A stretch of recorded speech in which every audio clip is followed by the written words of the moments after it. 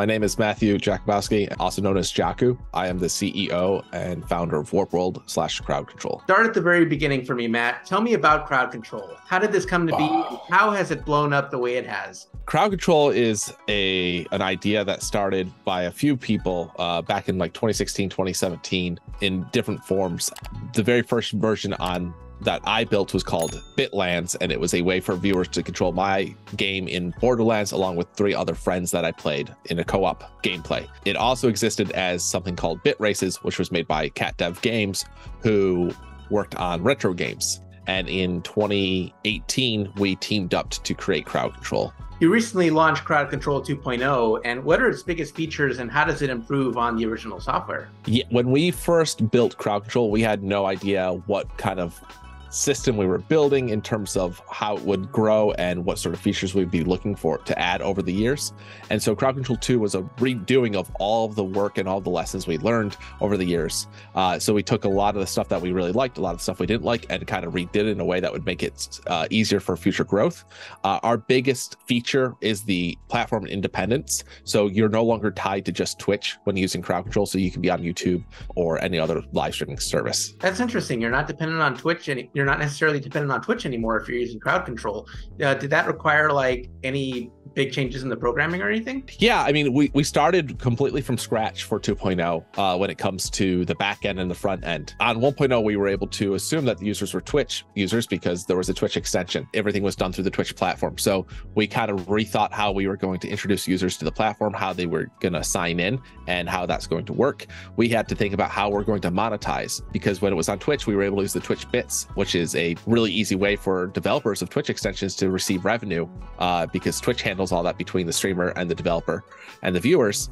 So we had to create our own way of taking transactions for viewers to be able to give us money and to pay out those streamers with that money. So we have our own payment systems, we have our own transaction systems. There's a lot more involved for such a small company. There are a lot of big time streamers that use Crowd Control, the Grand Pooh Bears of the world. And how has their feedback helped you shape 2.0? Creators have always been a big focus of all of our feedback. We all are streamers ourselves at Crowd Control. We've all streamed in some capacity, some of us more often than not, but we're always very in tune to the streamer community. So we're always looking to get feedback. We have our ambassador program that has about 6 content creators. They use Crowd Control, they live, breathe, they understand it. So whenever we're doing events, whenever we're working with another partner, we are encouraging them to work with them, and they are constantly giving us back the feedback from the communities, but we watch it like a hawk as well. One of the best things about developing software for content creators is that you're able to go to those streams and just watch what's happening and how people are using it and how people are reacting, and they have no clue that you're there. So it's all genuine feedback. Sometimes it's them being frustrated at something, but it's still feedback, and you're getting it live, where if you're asking for feedback from a forum or anything else, more times than not, people try to sugarcoat things, or they just won't do it because it's too much work. But when they're live, you're getting all the feedback you need. Crowd Control supports over 100 games, both old and new. I can understand how you can get it to work on PC, but tell me how you're able to get this to work across retro games and retro consoles. So that was definitely something that we really wanted to be able to support. We know that a lot of speedrunners really enjoy using Crowd Control, and a lot of them like to use original hardware. So we're able to use hardware such as the FX Pack Pro, which has a USB port in it, which allows you to communicate to the Super Nintendo over USB. And so we're able to communicate to the games that way. And then we also obviously support emulators for those users that just want to dabble to the retro world, but not have to buy the hardware. Are there any specific games that aren't supported yet that you kind of hope to add down the line? Tons of games for sure. I definitely want to get as many games as possible. My dream is to have even though physical media is dying, I want to have a Crowd Control feature on the back of the box. I want someone to be able to be at the store and look at the back of the game and be like, oh, this has Crowd Control, cool, and understand what that means. So any game really is in the range of what I want. Nintendo games are probably not going to happen for a while. We know how they are. It'd be fun to see some sort of survival game, not dissimilar to Rust, I think that this sort of game or this sort of feature can really work well in a game like Rust. Because it's so easy for viewers to engage with crowd control streams, working with charity was a natural fit. So tell me about your work with Tiltify and how you've worked to support different charities. Yeah, so we partnered with Tiltify a few years ago to bring crowd control to their charities, and so we have some supported charities on our service that anyone that's raising for those charities can use crowd control.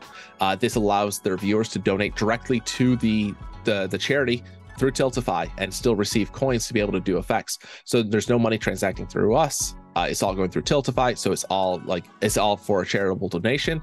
What's really great about it is we've been able to raise over $3 million for charity since we launched crowd control with charity support, working with some really great charities, such as St. Jude's Children's Hospital. They've been a blast to work with, and it's just been amazing to be have such an impact on that community. Sort of staying on the subject of charity, my first exposure to crowd control was Awesome Games Done Quick in 2020, and that had a Link to the Past crowd control run. It was one of GDQ's last truly memorable moments before we all got locked down over COVID. And now the world is starting to get back to a semblance of normalcy. Is another crowd control run something you'd like to see at a future Games Done Quick event? Yeah, I'd love to see another crowd control run done at a Games Done Quick. We just did a segment with Fant TV on the GDQ channel about a month ago with their hotfix show. It was great. It was awesome to be there with her, and we had, I think, 3 different games with speedrunners playing them. And we continue to be part of ESA.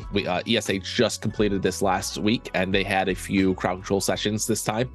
They continue to do so, but I'd love to be back at GDQ and any other speedrunning event for sure, especially now that we have much better ways for viewers to interact and just more opportunities for us to help with great causes.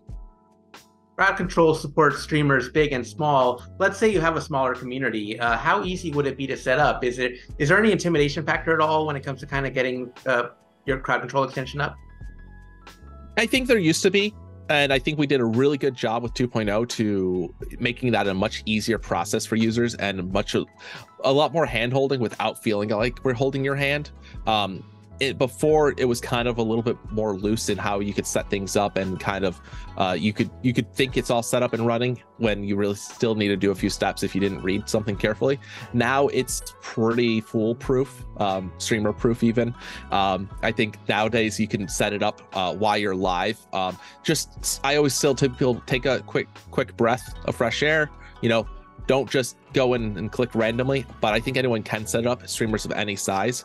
And I think streamers of much smaller size can do very well with crowd control. You don't have to monetize every single aspect of it. There's lots of opportunities for you to adjust pricing to meet your community's needs. You're going to know better than we are on if your community is going to be able to spend money or not. So set your prices low, give them coins. There's lots of opportunities for you to be able to use crowd control without making it feel like you're selling out. And last question for me, 2.0 is behind you, but we're always looking to the future. So what are some features that you hope to implement down the road? Yeah, we are out the gates, but we are not done. We have quite a few features that we are planning to release.